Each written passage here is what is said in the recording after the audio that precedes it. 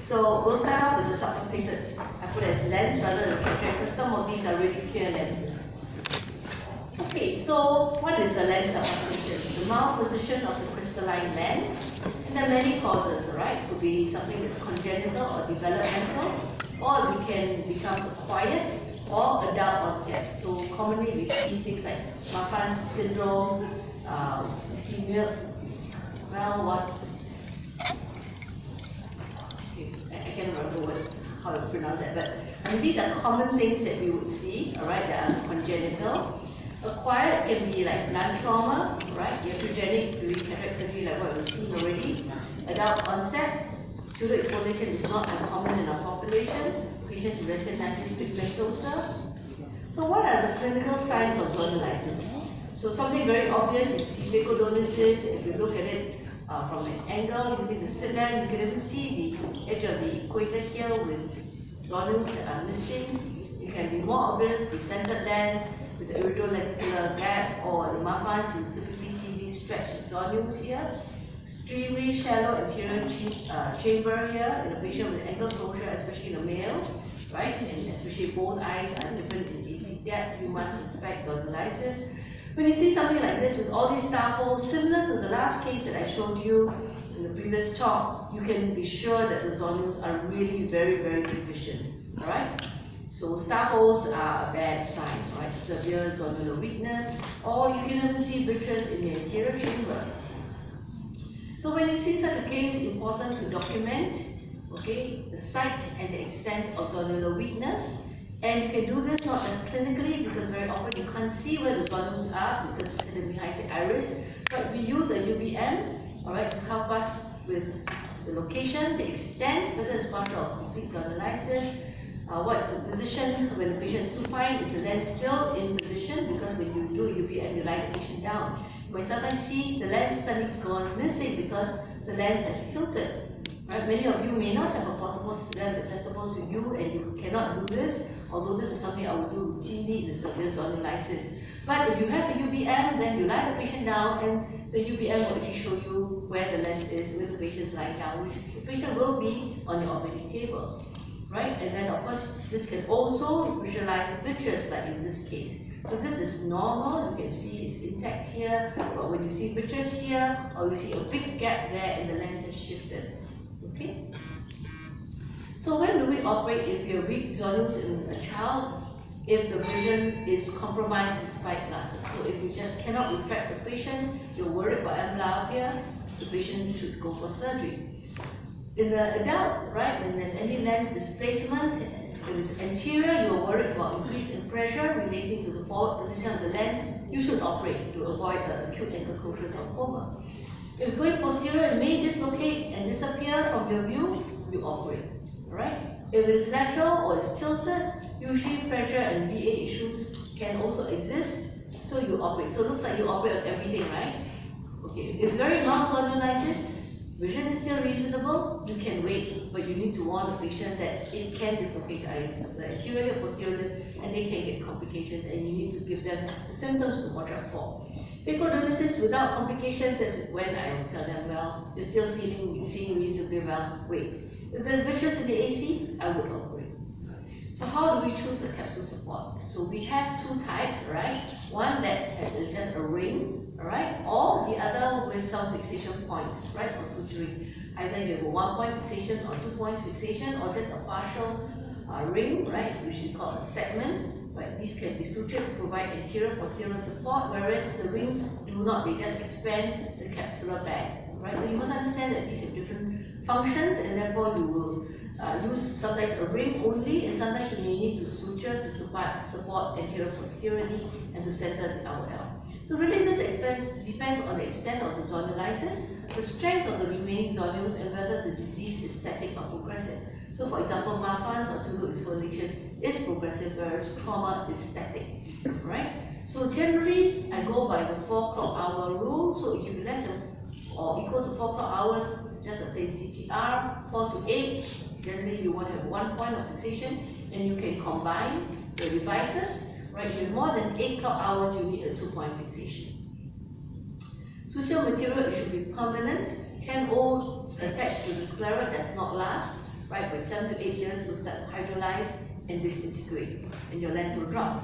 Right? So generally, we recommend 9O choline, but what I prefer to use is this material called GORE-TEX, right? It's polytetrafluoroethylene, and it's really strong, although it's called CV8, it's a 7O material, right? It's off-label use for scleral fixation, but it has been shown in pediatric populations for cardiovascular work, orthopedic work to have excellent longevity. Okay, so you can use 9O, but we don't recommend 10O except for iris fixation, because it does not go to the sclera. Hooks, you have two types, iris hooks or capsular bag hooks, right? And they are different in their function. So they do provide anterior suspension on the capsular bag and aid its centration during the phaco. Right? Iris hooks, they are different from capsular hooks because they do not support the equator, because you can see a capsule hook actually is far longer and it supports the equator of the capsular bag. Iris hooks can provide capsule traction during capsulorhexis, so as you're tearing, it can provide the counter traction to allow you to tear because the zonules are missing here. So it's quite useful as well. And it can be inverted like this through the eyelet of a tension segment or through a COE 1L, right, for you to support the entire bag complex, right? So it's useful, but you cannot use something like this, it will not go through the eyelet. So capsule hooks cannot support the tension segment.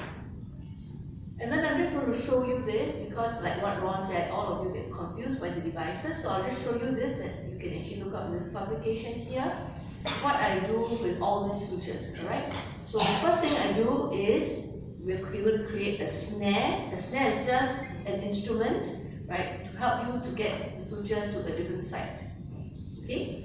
You can buy a snare, a metal snare, but it means you have to pay something like $1,000 US. Alright, there is a Snyder snare. Alright?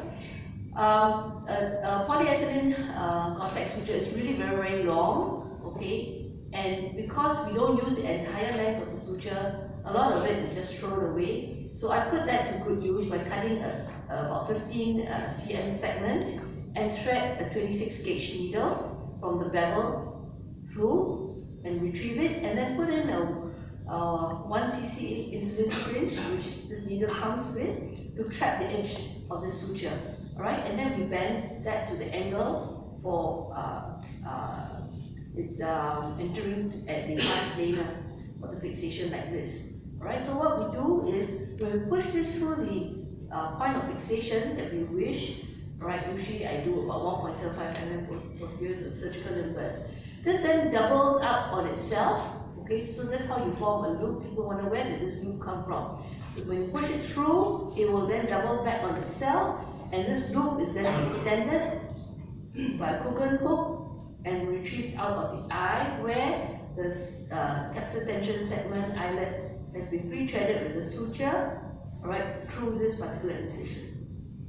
So once we have that loop, this that's pre-threaded will then be pushed in through this loop, which acts as a snare, which now, as you can see, if I were to pull this needle out together with this end of the suture, it will retrieve this, snare this suture, and bring it out at the scleral fixation point.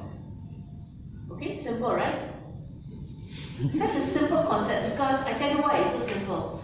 I devised this technique when I stared at the eye on the operating table. I had no paper to draw, I had nothing. I said, what am I going to do? Now, why do we do all this? Because this particular suture comes with a very thick and short needle that is very difficult for you to span across the eye to suture. Okay? And I was doing a pediatric Marfan syndrome. I said, I want to use the suture so it will last the patient's life, but how do I do it? And so I sat there and my anesthetic said, what's happening? I said, I'm thinking. Okay? And I had no paper, I had no pen, and then I imagined all these things flying around my eye, in my head, right? And then I said, okay, now I can do it. So I devised this on the spot. It cannot be so complicated, right? Okay, so it's simple. Then we introduce this a second time at a slightly different position, about 1 to 2 mm apart from the previous fixation point. And again, we withdraw the loop of suture, and then we pass the other end of the suture through it, and then we pull this thing out, and hey presto, we got both here, right?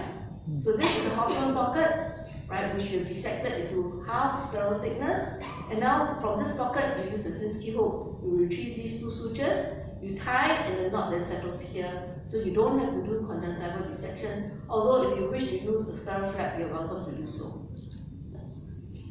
Alright, so we're just looking at simple cases here. You've already learned how to insert a CTR, right? So I'm going to show you how to insert this manually first. Very important to insert it with the lens there in place. Create that cleavage plane where you don't trap any cortex. Right? Once you start off correctly, right, you do two-handed technique. One hand push, the other hand feed. One hand push, the other hand feed.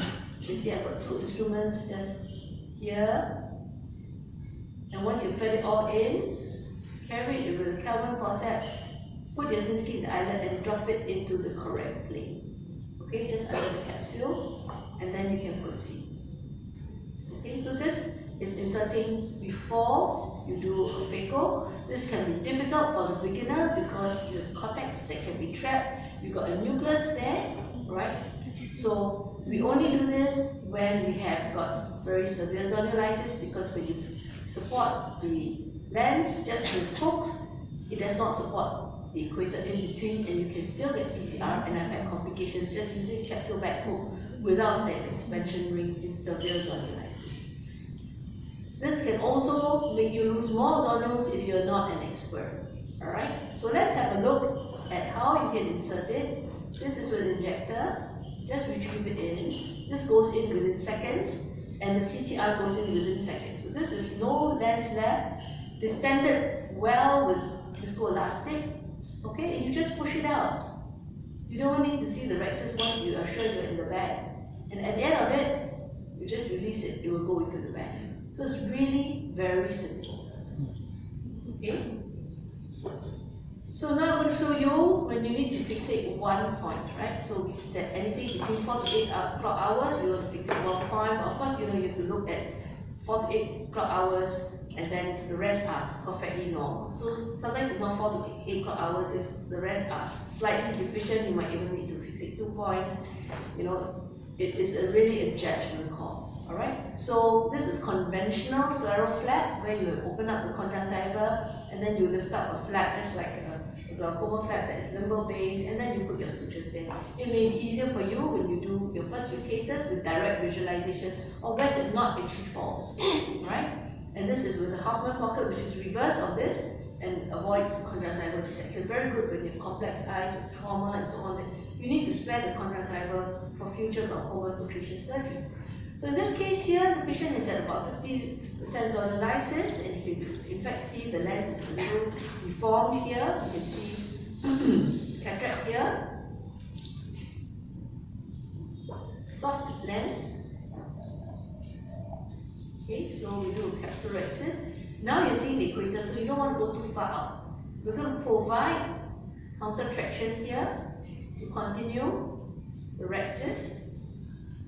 Now, with 4 hooks, this is the days before I had available this 2009 capsule back hooks. And so I decided, okay, we just remove everything because the gel is very firm in this young patient. I'm not worried about the vitreous herniating forward. Okay, so I can do this and I still feel very safe. I'm not going to engage vitreous. But it's going to be difficult because when you place a CTR, you should place from intact to non-intact, which is what we're doing. But this is really quite bulky. So I flex the ring around so that it will not puncture through this area, and I've used actually an injector to do this. Then you must bring the eyelet forwards, alright? So use proline, it's okay to use proline, don't use 10O, use 9O. And now you see that I do everything, including implant the lens, before applying the suture tension. Because the tension you apply is based on centration of the LL. That is the ultimate goal, alright, to center the LL. When you come through with the needle externally with 26 gauge needle and railroad your suture through, in this case I accidentally cut it, so I'm just threading it through. This is the second one, at the second fixation point. You railroad the needle through, so you have them a little apart, and then you retrieve the sutures from the open pocket and you tie a 3-1-1, alright? And then you're looking at this. Okay, you want to center this. The tension should be appropriate to center this. Remember, when you tie here, finally, when the knot settles back, there will be a bit of slackness here. So you want to overcorrect so that when your knot settles back, this actually, when it goes to the correct position, is centering the IOL. Okay? Okay, I'm going to show you more difficult cases. So what kind of lens do you think this is? What caused the zonular loss? Anyone? You think it's a Marfan syndrome? Who thinks it's Marfan's? No one. Any other cause do you know? Homocystinuria. Who thinks it's homocystinuria? Any other broad category? Okay, watch. Watch. Where's the lens? Okay, the lens is in the vitreous. All you saw was the side profile, yeah? No zonules here. Okay, counter traction provided. Counter traction will be provided by a second instrument. Okay, now I support everything. I'm doing what you've seen in slow motion, now I'm doing it a bit faster. And then you must expand the back because there's practically no zonules, just helped by a few zonules just now. Okay, the lens was tilting into the vitreous cavity, yeah? So now I've expanded the equator. I've supported all this. I'm supporting the eyelid of the stony 1L. I crack, I do not rotate, I just chop across. I just lever this forward, yeah? Almost like femto. Epinucleus. Okay, now phaco needle out, cortex out. I did not trap any cortex. Whoa, what lens is this? Oh. Okay. This patient wanted multifocal lens, so I said, no, just an EDOF lens will do. Okay? Because if I can't get your refractive error perfect, you know, by the time I fixate, I close anterior or posterior or whatever, or tilt. So I said, okay, I do this for you, but with the EDOF lens, since he's a graphic artist. So make sure no vitreous, so I leave this here, remove all the vitreous, retrieve my sutures, okay, center the IOL. One vitreous really small, so I just set it to sit across so I could see everything. So you tighten a bit more, and when we put it back, it's well centered. Okay? And then this patient is very happy with his vision. Now we're going to have a real Marfan. They look the same, right? Okay, but that one was actually hanging down, right? So I told you, you always lie your patients down so that you know what to anticipate, not suddenly look at it and freak out, right? Okay, so we're going to show you now Marfan's syndrome. Okay, and this patient, of course, has got astigmatism, so I'm going to correct his astigmatism at the same time. I'm going to use 9O proline, but I can tell you these can be very challenging. So the lens is small, yeah? So we start and we tear, and we don't know what we're doing. Right? It's going behind the iris. Don't go too far out beyond, because this lens is not a displaced lens unlike trauma. Trauma, the entire lens is shifted. This is a deformed lens. Alright?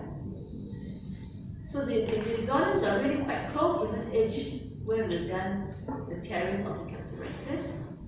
Now I can't see how I'm going to operate. So I'm going to center this. You can hold the capsule, don't be scared. Okay? As long as it's not a toothed or sharp instrument, you can hold it. I'm putting it in a capsule tension segment. And I'm going to hook it, stretch it, slowly stretch it. Yeah. So I'm not going to see vitreous, you see. Because once I do this, I close off the vitreous space. I seal the gap between the iris and the capsule, and I just aspirate. It's simple, but the moment you let go, it will just hang back because the bag is small. Okay? So use 9O proline here, and you do exactly the same Hoffman pocket. Railroad the suture screw, and then we're going to tie. And you see, you know, these zonules are so strong. Even when I tie, I just don't feel this is right because it's not circular. So now I'm expanding it, the capsular bag at the equator with the CTR. Okay, I feel more comfortable now. The IOL goes in. And remember, it's a toric lens. You have to quickly shift it to position before it fully opens and gets locked into position because the bag is small. Okay, so finally, you center the LL, yeah? You see, the bag is small, see? So even the haptic does not fully open, right? So you need to quickly rotate your lens to position before it's too late, because sometimes it gets stuck, alright? So really it's an advantage to use this technique because you preserve the anterior vitreous, especially in the Mahalan's high bio. You don't want to have to do vitrectomy because you know the risk to the retina. Now I'm going to show you more than 50% zonulysis. Oh, this is terrible, it's white and it's intumescent. Combination of all the worst problems, right? Because you need to have the intact rexus, but you have the intumescent lens. Can you put in vision blue and then stroke on the lens, but nothing to hold the lens in place, right?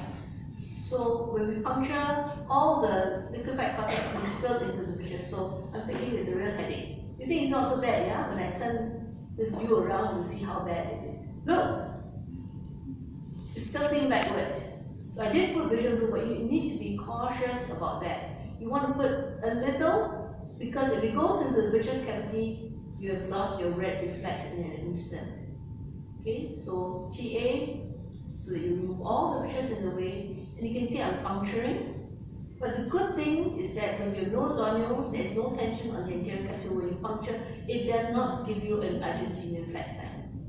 Okay, so I want to remove from all sides, right? I cannot stroke, right? So I aspirate, okay, on both sides. And there's no counterforce, so you have to hold.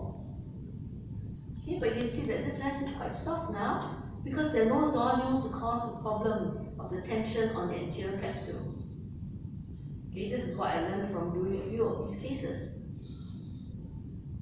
Okay, so the strong zonules, like in the young patient, you have more problems than with the old patient with the intumescent lens. So once you supported this is many years ago, I can't remember how long ago, but then you insert the CTR with the eyelet here, because I want to use that to support the whole complex. Because at that time I was not using capsule back hooks. So you can still do this and have very good anterior posterior support. And the support is taken mainly by the CTR. Okay? Nucleus is not that hard, so we just do it without even having to rotate nucleus.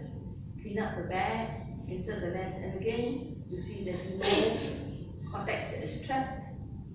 And then in this case here, because it's such severe zonulysis, we need to actually fixate 2 points. So this is just ×2, right, of the work that you have to do. Right? So you retrieve the sutures, and after both are retrieved, you tie gently, and then you titrate the tension to center the LL. Once you've gotten that, then you finalize with, so it's 3 sutures, 3 throws, and then 1 reverse and 1 forward. That finalizes your knot. As long as you have your LL centered, you have a very good outcome.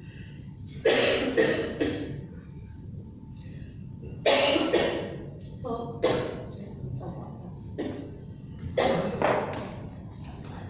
sorry, let me just have some more. I'm going to show you now another case, right, that's not unfamiliar to you in this part of Asia.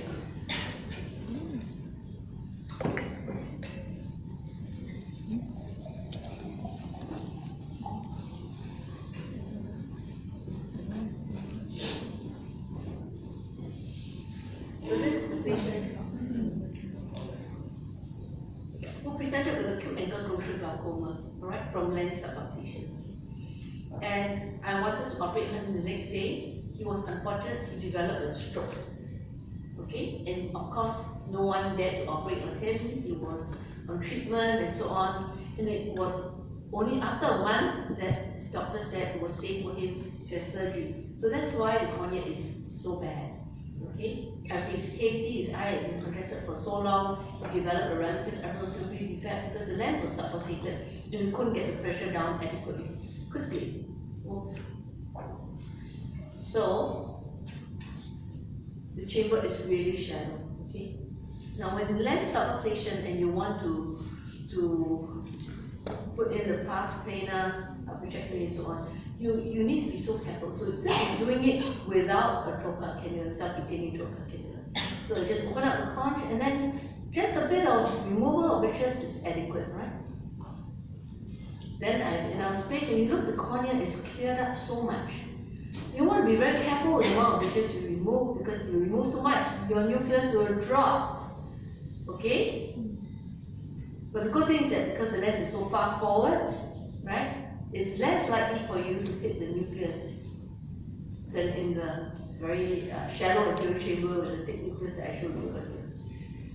So you can see that the cornea has cleared up tremendously, and we're going to have to support this lens, although the cornea is still a little hazy. So we're going to support this lens right from the outstart at the equator and with the eyelid there. So this is pre-threaded with proline suture, and this is being inserted into the plane just under the anterior capsule. So you need to be very fussy when you pick up this plane, okay? If you have a few biofibers, don't be satisfied. Keep putting the viscoelastic until you get a clean capsule. So you want to tent up the capsule when you do this step of dissection of that plane for which you insert your CTR into. Right, so now we're supporting it with a hook there and some other hooks. This was done many years ago before we had the capsule bag hooks, but you can still do this very safely and effectively, and then you can then chop the nucleus and complete your surgery. Okay, so in the interest of time, I'll just move on. And just to say that, you know, sometimes you say, oh, okay, I think I'll use this device. I think, you know, judging based on this, oh, look at this one, I can never see the equator.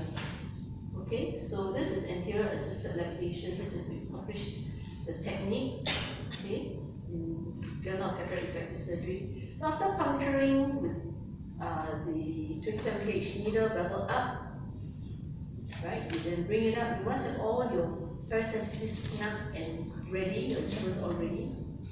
So complete the rexus. This last part, the rexus was a bit too big, alright? It's always better to make a small, okay, rexus than a big. So I've now converted the support to support at the equator with hooks.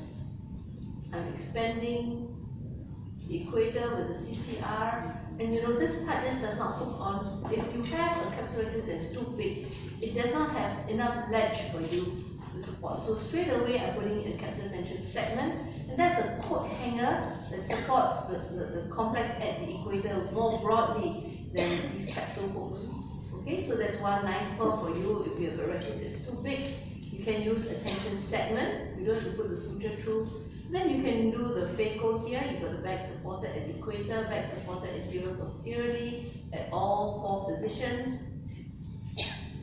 Okay, so sometimes this can slip out with all the manipulation of the nucleus. And then you can continue the phaco after repositioning this capsule tension segment. I'm going behind the lens, okay, because there's fluid that's gone behind that's pushing the posterior capsule forward, so I just remove that from Burgess space. And then put in the viscoelastic, expand the bag, put in the RL. And then at this stage, I can decide where I want to fix it. I don't have to fixate it here, right? You saw me take out the segment. And I decided, well, here is better rim support. So I'm going to put in my tension segment here. And you can see me doing this again. So this is using GORE-TEX 7.0, re-threaded on the capsule tension segment. So I had 1 CTR. Now I'm inserting 2 CTRs for the rest of the support. Okay, this is GORE-TEX. Okay, that's the suture snare to carry the sutures through to the scleral fixation point. This is the loop that forms the snare from the needle that's been pre-threaded, and this carries it through. And I'm going to repeat this for the other tension segment diametrically opposite to give it really full support. So this tension segment is actually 4 clock hours span, so it gives you a very good support. 4 clock hours, 4 clock hours, and 8 clock hours. Right, so only 2 clock hours on either side that are not supported. Okay, so once you retrieve them from the Hoffman pocket, so like for any other fixation point, we retrieve everything and then we start to adjust the tension. Okay, you put 2 throws and then you put 2 throws. Make sure your RL is centered. Okay, then you do a 1 and a 1. You don't want a big knot, and then you put it back in so it's hidden in the pocket. You won't get erosion if your pocket is deep enough. Okay, and you have a very good outcome. Like this patient, I still see her, and she's doing extremely well with unaided vision. I will show you femtosecond laser, and I really think that if you have access to femto and the nucleus itself is accessible, not one that is half in the pictures, you'll find subluxated cataracts really so much easier to do, because the retest is really the most difficult step. Okay, so you can see here, this is a small lens, a microspherophakia, right? And then we're done with the femtosecond laser. You can see we're decentering it to be centered on the lens, because the lens is not centered, it's displaced laterally. And then after scanning the bag, we proceed with the femto. Whether or not you do the nucleus fragmentation is really not important, because these are very young patients with soft lenses. So after having the capsule outer, which is the most important, we then bring the patient to the OR. And you can see here, sometimes the pupil does not expand enough for you to actually place it in the center. And what Boris Mulugin has done is he's got a technique where he puts in a Mulugin ring, and then he sutures the Mulugin ring in a decentered position so that it can be centered on the bag. Okay, so you see there's pictures there, so I've pre-placed the trocar cannula. Approach from the side where there's no pictures, because there's pictures over this other side. Okay, put in your supports. Okay, so that when I do vitrectomy, this does not drop. Okay, so you have to think of every step, yeah? So I can do the vitrectomy, get rid of all the pictures that's presenting in this gap here. I've got support on, the nucleus is not going to be displaced. And after that, I can then pull this back to a more centered position, and again put in the CTR. You can see I've dissected a very clean plane under the anterior capsule that does not trap the cortex. Sometimes you may still trap the cortex, but you see it skirts around in a similar plane right around. It does not trap the rest of the cortex either.